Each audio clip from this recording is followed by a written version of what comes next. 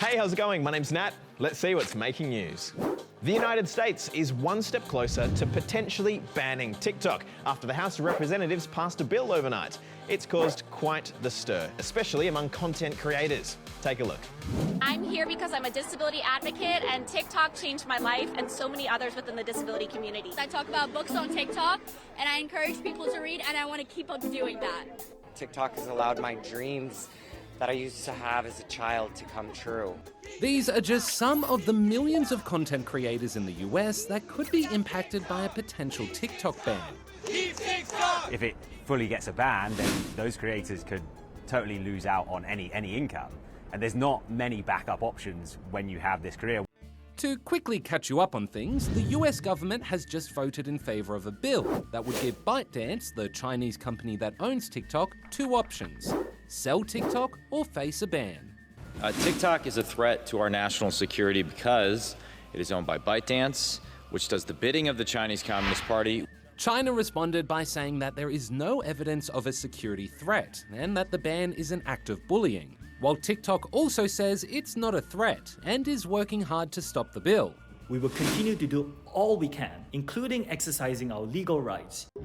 It still needs to be passed through the Senate before anything happens, and there are plenty of people in the US who aren't supportive of it. Some of us just don't want the president picking which apps we can put on our phones or which websites that we can visit. As for the content creators, they've been speaking out against the ban, as well as preparing for it just in case. Hopefully we can bring audience over to Instagram if it does get further passed in the Senate. The 2024 NBL Championship Series is set. Last night, Tasmania's Jack Jumpers beat the Perth Wildcats to earn their place in the series. Ireland defended. Love builds people back in Tasmania. This team loves you.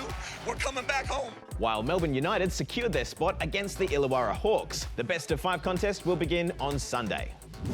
Now, what if I told you worms had a superpower that could help us with our plastic pollution problem? Ren looked into it. Whoa, whoa, whoa, give me that. Introducing Super Worm. Only the real super worm looks a lot less like this and a lot more like this. The superworm is very famous because they can eat and break down plastic. Yep, these guys love plastic and have the unique ability to break it down, thanks to a special bacterial enzyme in their gut. Once the worms are done feeding with plastics, so this is what it looks like, they create holes. That's why these scientists in Singapore say the super scoffers could hold the key to getting on top of our huge plastic pollution problem. And they're carrying out a bunch of experiments To find a way to replicate my superpower. But you're not a worm though. We take out the microorganisms from their gut and we put them in flasks with fresh plastics so that eventually they start growing on them and degrading them.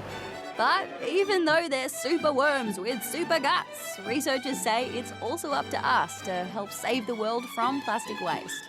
Yeah, I've got enough to eat already, to be honest. Oh, it's going to go off when I least expect it, isn't it? You know, perhaps like these next stories, it possesses the element of surprise. Nope. First up to Japan, where just seconds after takeoff, disaster struck this unmanned rocket. It's bad news for the team behind it, who wanted to become the first Japanese company to send a satellite into orbit. Now to an unusual way of feeding baby foxes. Staff from Richmond Wildlife Center in the US reckon dressing up as a fox, wearing gloves, and perching this baby kit up on a toy plushie of a fox is the closest experience they can give to the real thing. The reason is that they want to be able to return this orphaned fox to the wild when it's older, so limiting its contact with human sounds and faces is kind of important. And finally, to Thailand, which has just celebrated its National Elephant Day. A day to highlight the important role elephants play in the environment and make sure they stay protected from threats like poaching. As for the 70-odd elephants in this region, they got to gorge themselves on tons of fruit and veggies, as well as a spot of sing-song. Well, that's all we've got time for today. We'll see you tomorrow. We'll see you tomorrow. Bye. You got me. You got me real good.